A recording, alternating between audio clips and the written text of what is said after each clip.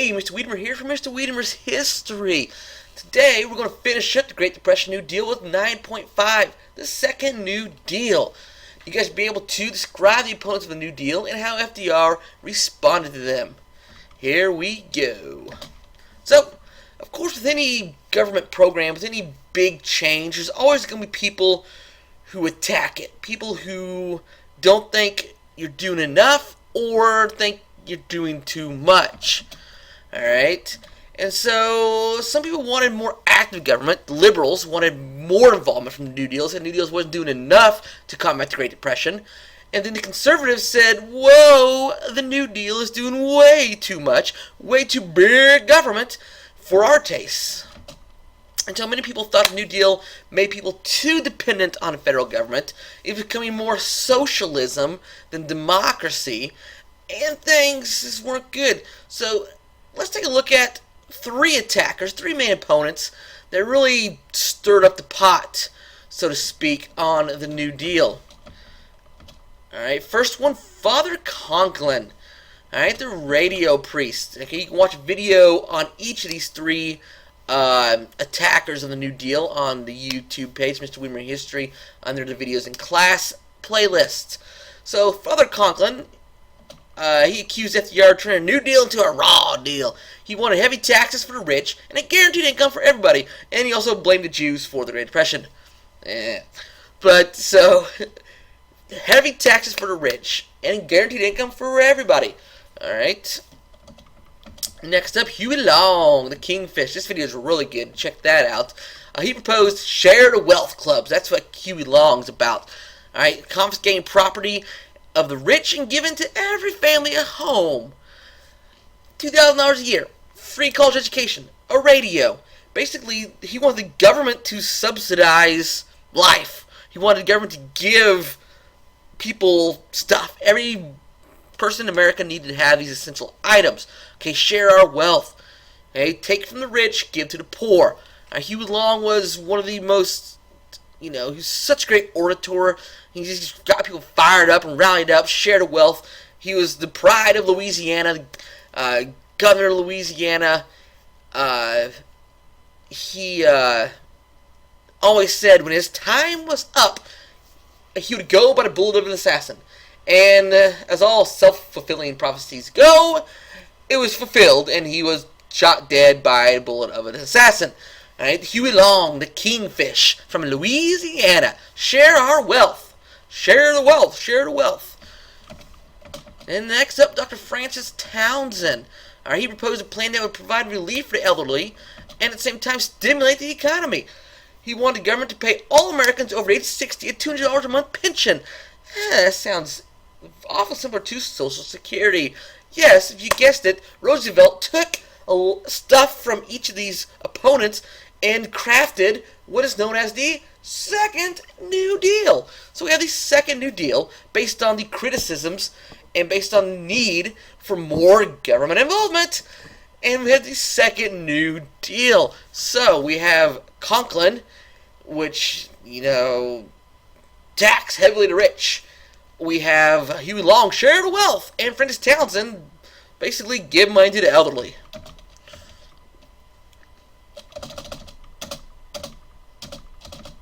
Alright, so the president announced Second New Deal, like I said, 1935, showed greater concern for less fortunate and abandoned efforts to enlist support of business. Alright, it's going to be big government. New Deal is synonymous with big government, and he intended to form a coalition, combination of separate groups together. Alright, we're going to help the country get out of the Great Depression. Alright, work relief and Social Security. One of the biggest parts of the Second New Deal is the WPA, the Works Progress Administration, led by Harry Hopkins. We're going to provide a chance for all people to use their skills to earn a living. Okay, we're going to employ writers, teachers, librarians, actors, musicians, artists. They're going to create, build airports and buildings and roads and sewers. Artists are going to paint murals, going to put to work painting murals and to beautify the place, get teachers to teach and build new libraries for librarians, and people put to work to acting, and we're getting people back to work, using their skills to get back to work. The Works Progress Administration, using people's skills and getting them back to work, the WPA. Alright, next we have the National Youth Administration, NYA. We're going to help high school kids and college kids stay in school by allowing them to work part-time on the side. Alright, the current work relief programs were expanded as well. We're getting people back to work. Okay, we're putting a band-aid over the wound that is the Great Depression. Alright, but we're getting people back to work. We're pumping hope. We're pumping money. Government's getting bigger, expanding its scope to benefit the welfare of the citizens. Alright, next, Social Security Act. There we go. Townsend gets what he wanted. Federal government's going to give money to the elderly. Alright, subsidize them with giving some a paycheck. So the working people will subsidize people who aren't able to work. Okay, through payroll taxes. Social Security started in 1935, and it's still going on today. And, you know, I don't know how much longer it's going to last, but it's still very prevalent today. Social Security started with the Second New Deal. Alright, and set the policy that an individual society, alright, was responsible for those who are unable to work. So people who work help pay for people who are unable to work. Okay, primarily the elderly. Alright, labor this time. Alright, Congress passed taxes to increase the incomes of wealthy Americans. Alright, so wealthy Americans are paying more taxes. Alright, something that Conklin wanted. You're going to pay an inheritance tax, so if you know, a wealthy family member dies and you get an inheritance, you got to pay a tax on it. Right? And the property, so we also have the Wagner Act, National Labor Relations Act. Basically, this strengthened the power of the labor unions because it legalized collective bargaining. It made collective bargaining legal. And so labor unions strengthened. You're going to set up a National Labor Relations Board. We're going to strengthen the power of the labor unions.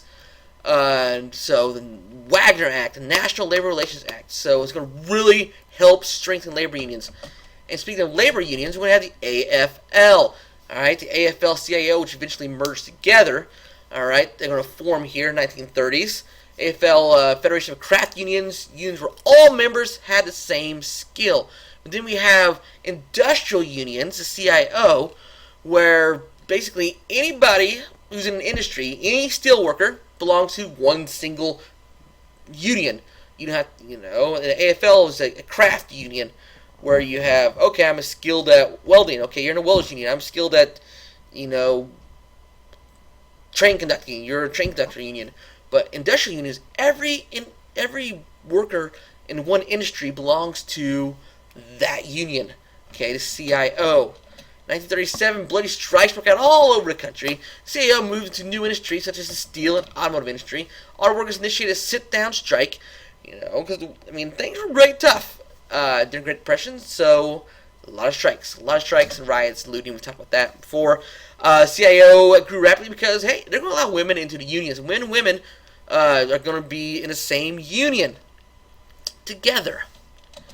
A little different. Alright, next election for old FDR. Democrat FDR. Republican is going to be Kansas Governor Alfred Landon. Landon taxed the New Deal. Of course, you know, if you're going to win this election, you have to attack the New Deal, something that's very polarizing in the country. More people want more. You know, liberals want more, conservatives want less. I bet Roosevelt's going to win by a landslide. I mean, you're not going to rock the boat. If it's going well, it's steering in the right direction. You're not going to rock the boat by putting someone else in charge. So Roosevelt becomes president once again. All right, you see it in the election map. Roosevelt whooped up. I mean, Landon didn't even get his home state of Kansas. You know you're not going to win an election if you don't get your home state. Okay? And so he got Maine and Vermont. That's all Landon got. So Roosevelt, once again, just dominating these elections. People loved Roosevelt, and he was steering America in the right direction. Right? New Deal and the Supreme Court. Well, there's someone, another opponent of the New Deal, the Supreme Court. Now, the legislative branch and executive branch, President and Congress, were in cahoots with the New Deal. But the Supreme Court didn't like it so much. Okay? And so the Supreme Court was hindering the New Deal, according to Roosevelt. And so the Supreme Court said that the New Deal overextended the power of the federal government. Federal government was getting too big, and the Supreme Court's going to rain down on the New Deal and harness it in. It's getting too big for its britches, and the government needs to be stopped. So Roosevelt, what he's going to do is, well, if the Supreme Court's not going to cooperate with me, let's just pack the Supreme Court with people who will cooperate with me. And so anybody, for every justice over 70 years old, he's going to add another justice, which would equal 6 new justices to the Supreme Court. Alright? And so we have 15 justices on the U.S. Supreme Court, as Roosevelt had his way. And of course, that didn't happen.